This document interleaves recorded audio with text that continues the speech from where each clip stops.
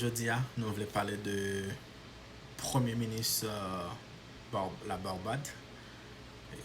Que moi-même, moi, très intéressé à la politique qu'il a menée dans le pays. Et il me fait des recherches sur lui. Il aime entendre les mêmes qu'à parler. Mon cher, il n'est pas témoin. Et c'est vraiment extraordinaire. The Prime Minister of Barbados.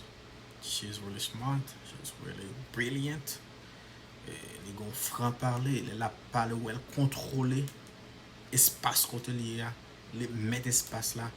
Yo, so dame ça parler, m'a regardé dame ça parler dans sommet des Amériques qui t'a fait du 6 au 10. Yo, les pâtés tout le monde. Au moins même les pâtés. So, par rapport à discours, par rapport à déclaration, les gens parler, les gens l'exprimer. So, c'est vraiment bien. Je trouvais qu'elle est très brillante, je trouvais qu'elle est très formée, je trouvais qu'elle est très prometteuse. Et c'est dirigeant ça, c'est le mode de dirigeant ça, mode de dirigeant qui n'a pas peur, c'est le mode de dirigeant qui a exprimé ça, ressenti, qui n'a payé, qui n'a pas bien marché, mais tu exprimer par rapport à la nation. Et Jean Manzet a déposé, ça t'a vraiment fait me content. Et ça devait me pousser pour faire une recherche sur les plus. Parce que je vais faire autant de vidéos côté la parler. Pour avant tout, je vais faire une récapitulation ou bien je vais faire un rappel de qui est lié. Et bon nom li c'est Maya Amor Mottley.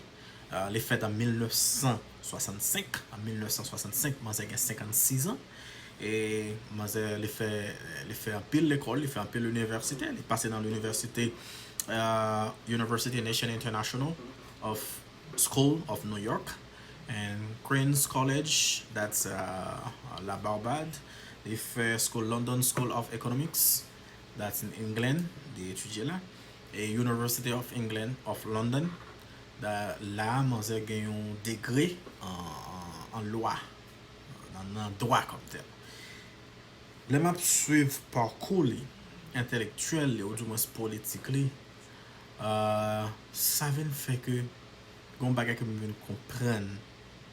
So, donner le pays aux intellectuels, pas aux dirigeants, parce que yo gon façon de comprendre la réalité, gon façon de ouais bagay. C'est pas n'importe vibe pas qui fait bruit dans la rue puis après ça des matin ou dans des chef du gouvernement. Faut refuser faire bagay. Bagay moun qui capable, moun qui a capacité pour diriger le pays. Alright. Carrière a commencé en 1991. En 1991, il était allé dans l'élection ensemble avec adversaire politique que j'ai perdu. Et malgré le perdu, en 1991, ça n'a pas fait te changer parti. Même si j'ai essayé de changer parti, même si j'ai changé chemise ou bien caleçon sur yo.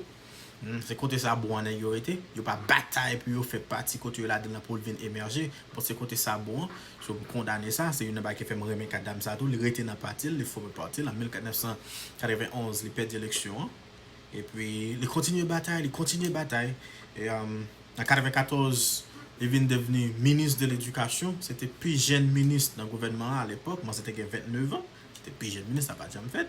En 96, moi c'était venu secrétaire parti, il devient secrétaire parti c'est les mêmes qui deviennent secrétaire parti parce que il est tellement brillant. Et en 2008, moi j'ai devenu prendre tête parti comme tel comme monde qui a dirigé tête parti par rapport à capacité à leadership par rapport au bataille à mener, par rapport au travail qu'il a fait. Moi j'ai devenu prendre tête parti en 2008. But n'a pas avancé en 2010. Bon, malgré tout, faut me faire rappel ça bien entendu. So, malgré que le perd l'élection en 1991, ça pas été suspendu militer. Il était toujours à militer et moi c'était une figure emblématique opposition qui t'a target pour voir en place ça, faire travailler comme ça doit. Il va s'en en balard, non? Il va s'en gâter là, non? Hein?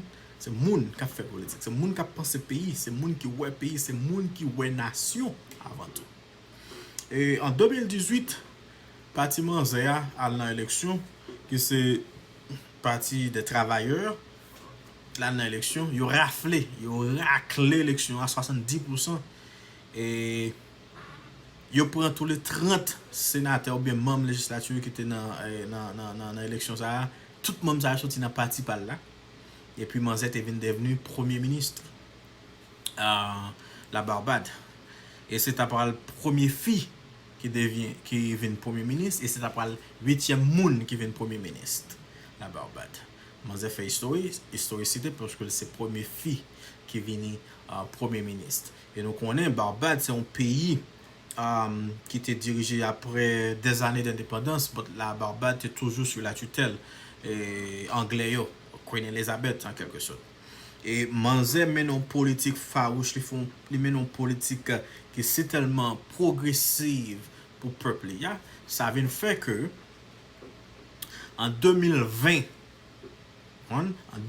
avant hier là, Manzé établit un plan côté le présenter colonie ou bien métropole là comme tel pour le faire connaître que la Barbade voulait prendre indépendance et venir tourner en république parce que Barbade a plus que 50 ans. La Barbade a plus que 56 ans, 56-57 ans depuis l'indépendance. Mais elle était toujours sous tutelle anglaise. Et bien en 2020 là, qui s'est passé là, Manzé a établi un plan qui pourrait présenter la Barbade, qui pourrait prendre indépendance. Et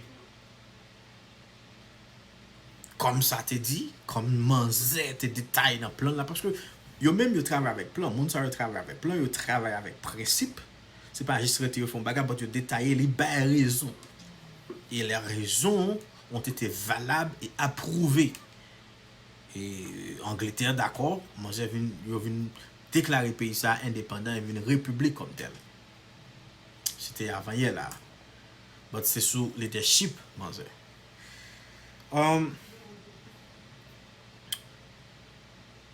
Manzé et il prend quelques prix yo bali par rapport à leadership, par rapport au travail à faire, par rapport à la mener nation, par rapport à la représentation que l'établi pour lui-même dans la zone. Manzé te venu prendre en 2019, il te bali un prix qui est le Elder of the Order of the Golden Heart, que c'est EDH. So, Manzé te prend pour ça en 2019 et c'était Kenya qui te bal pour ça. Et en 2020, Manzé te prend prix qui c'est Order of Warima, qui c'est OR ou bien OR. C'était en 2020, c'était la Guyane qui te bal pour ça. Eh bien, l'avancée, la travail, la fait parler de lui. Parce que chaque les Manzé vont côté, le prend la parole en public. Mon cher, tout le monde s'est campé sous des rangs pour féliciter parce que Manzé a un oral, une capacité pour le parler. En 2020, Manzé, she was named, il a été nommé Person of the Year. Person of the Year by un journal Caraïbe National hebdomadaire. Caraïbe National hebdomadaire, c'est un journal ça qui était présenté Manzé comme la personne de l'année. Et Manzé, les vont côté, les imposer.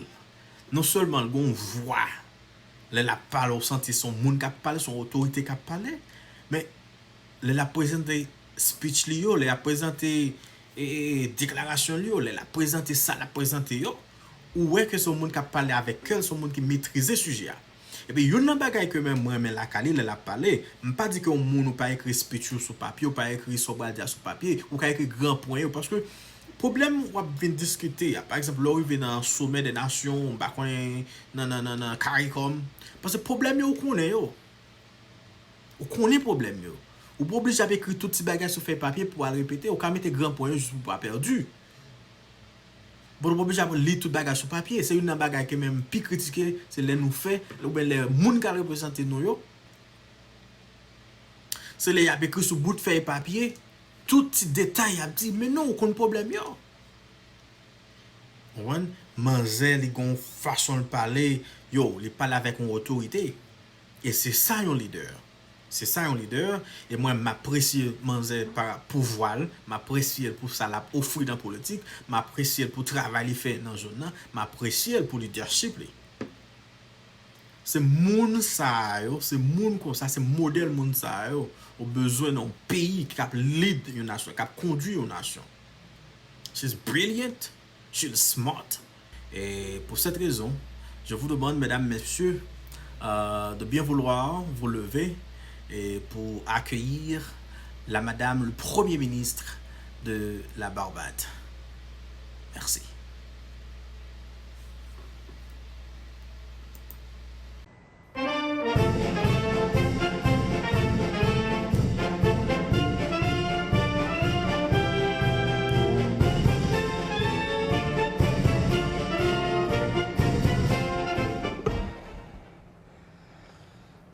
Bless my eyes this morning. Your sun is on the rise again. The way earthly things are going, anything can happen. Mr. Secretary, there is so much trouble in the world. Excellencies, there is so much trouble in the world. Heads of government, there is so much trouble in the world. Heads of state, there is so much trouble in the world. I've chosen the language of Bob Marley this morning, not because I'm an apostle of Bob, as you probably have realized by now, but also because he reminds us of the day-to-day reality of our people and of our citizens. And we have come to Los Angeles hopeful that we're not just going to engage in speeches, or we're not just going to engage in platitudes, but we go home to make a difference to people at perhaps the most difficult time this world has seen in 100 years. We have 3 global crises, and any one is sufficient to bring us down. The climate crisis hurts from you here in California in fires, to us in the Caribbean through the heart attack of hurricanes, and the chronic NCDs of water crises and droughts, or floods, depending on where you go. We fight the pandemic. And even as we talk about the pandemic, we need to start to qualify it, because we fight the COVID pandemic without realizing that the slow onset pandemic of antimicrobial resistance is already upon us, being fueled further by how we farm, how we treat each other with the abuse of antibiotics, and how we literally allow those things to flow into our environment and contaminate our water system. And as if that was not enough, we now fight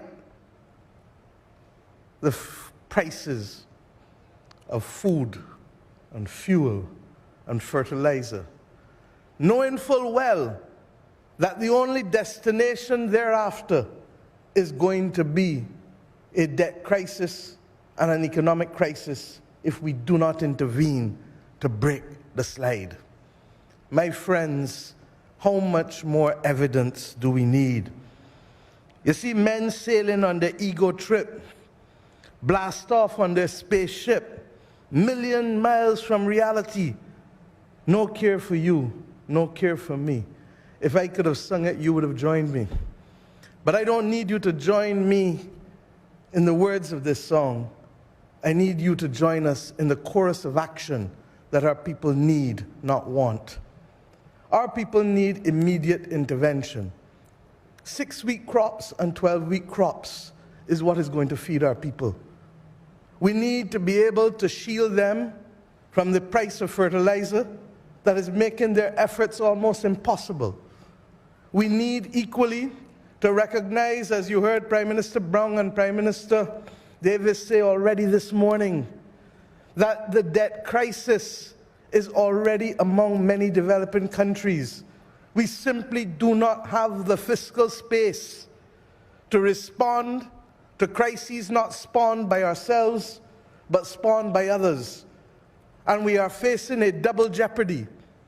Our countries were those from whom wealth was extracted in order to build the developed world. Our countries were left at independence with no compact, no money to finance basic rights of housing and healthcare and education. And when we fought to do it, now we find ourselves having those efforts crowded out, literally, by our inability to be able to face and find the money because we are using it to recover from climate crises, not of our own making. Where does the double jeopardy come? That it is the very industrial revolution that the blood, sweat, and tears of our ancestors financed that is now causing us not to be able to respond to the needs of our people in the most basic of ways that humanity requires. My friends, there is so much trouble in the world, and we think we've found a solution, but we want to tell people only about financing after the climate crisis. We need to be able to prepare before the crisis so we can reduce what we have to spend by 7 times. We need to recognize that adaptation has no private sector follower because there's no return on investment in adapting to the climate realities. That is the function of the state. And therefore, the international community is required in the justice of the moment to help us prevent loss of life and property for a crisis we didn't create. We need to reform the international financial institutions architecture. How can we have an international bank for reconstruction and development that does not reconstruct and develop in today's world? Where is the reconstruction from the climate crisis being financed? Where is the reconstruction from the pandemic being financed? The post-pandemic recovery? Where is the platform for middle-income countries that house 75% of the world's poor? But because they're middle income, we don't remember that. Where is the climate finance being targeted to, justifiably and fairly so, when the numbers show that only 15% of climate finance is going to the climate vulnerable countries? I've not come here just to use words. Let us be practical. We have a duty to solve a few problems. And I think that the format of this meeting needs to change if we are to be able to see real progress and not simply to be part of the problem. We need to talk with each other and not talk at each other as we are doing in set piece speeches. We need to engage and see how we can make a difference in a real way. We have migrants coming not because they choose to come, but because it is their last option. They don't choose to leave who they love and where they love willingly. And when they come, we now know that we don't need to treat them poorly, because this year has shown that there's a dignified way to treat migrants. We've seen that in Europe. We need to see it in the Americas. And I don't place that burden on the United States of America alone. I place it on all of us, including my own country, because we cannot be part of the solution by simply talking from outside and not literally putting our shoulders to the plow.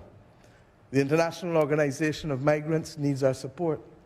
And we need to make sure that as we reform the Organization of American States, that instead of it seeking to become a political player, it needs to become a player that simply brings opportunity to our people in the Americas, from Alaska to Chile. And how does that come? If we did nothing else in the next decade in the OAS, but to allow our people to become bilingual and trilingual, people under 18 and adults, then we would change the economic possibilities of this hemisphere in ways that we can't even contemplate. We need to ensure that if we fight this climate crisis in justice, then we fight it not just as small island developing states and developing countries calling for fairness for our nations, but we provide that fairness to our people. And how do I mean? We have taken a decision in Barbados that there can be no award of any contracts for renewable energy without taking into account the bounty that must go to our people. And therefore, accordingly, this year I announced that every rooftop that is owned by anyone in Barbados will have the right to have placed on it, as of right, not a choice, not a right to apply, as of right, photovoltaic systems from 2.5 kilowatts to 5 to 10 to 20. Why? Because we don't own individually the wind, the sea, and the sun. It is the patrimony of the nation. And if we are to move our people out of poverty, then we must use the bounty that is afforded to us through renewable energy, good jobs, but also good investment to allow our people to benefit. And we ask you to recognize that we must not only engage in platitudinous comments about what we can achieve with net zero. Net zero does not mean fossil fuel free. It means still that there will be 20% energy coming from fossil fuels. We know natural gas is that clean fuel. But as we do it, let us recognize that it is not possible to exclude those developing countries who have now the opportunity to finance their way to net zero simply because we want to keep the world in the construct of the old imperial order in which it is found. Whether it is the reform of the international financial institutions or whether it is moving ourselves into a new reality, we cannot continue to cement the inequalities of an old imperial order. And that is why I've come also to thank President Biden and Vice President Harris. For too long, there has been benign neglect. And the Partnership for the Americas, as well as the Climate Partnership Pact 2030, offers us a real possibility of hope. But it is up to each of us to keep and hold each other accountable. We are happy that coming out of yesterday, we made progress that we didn't see the day before. And we hope that tomorrow we will build on the subcommittees that will make a real difference on energy security, food security, and finance access that will mean that we can look our people in the face and say we have done right by you. We cannot achieve it overnight, but we are moving in the right direction. And we must also address the reality of exclusion. Not only exclusion of individuals in our society through racism and class prejudice, but exclusion of countries from the ability to participate in the financial system by having us de-risked, by having correspondent banks. Belize, 83% of its banks have been de-risked. How do the people of Belize do trade with the rest of the world, with the United States of America, if their people can't bank, can't send remittances, if we are told that our institutions are too small to matter, and therefore it is better not to do business with us? Are we to become financial pariahs in a world at the same time that we seek to bring equity? There is so much trouble in this world. If we think we've found a solution, it must not, in the words of Bob, be another illusion. We ask you to also recognize that let us use our cooperative efforts to build joint platforms for procurement so that we can reduce the price of critical goods, from vaccines to water pipes to all other kinds of things that are impairing our ability to deliver proper services to our people. Africa did it with the African Medical Supplies Platform. Why can't we have an American supplies platform that treats to the most critical supplies? And why? In the Caribbean, we make an order and they say, what? That's too small for us. We announced a tax holiday for electric vehicles. We cannot get the supply of electric vehicles. Will Brazil help us? Will India help us? Will the United States or will Canada help us? We can't get access to batteries in order to help us become net zero by 2030. But yet we want to come on these platforms and talk about it. These are the real problems that I hope Pact 2030 will allow us to solve. And when we finish with Pact 2030, Canada and Chile and all of the others, can we create that platform for that joint procurement to reduce the price of supplies and to guarantee access to our people? My friends, I've spoken too long, but I cannot leave this platform without saying that we have to speak some home truths to each other.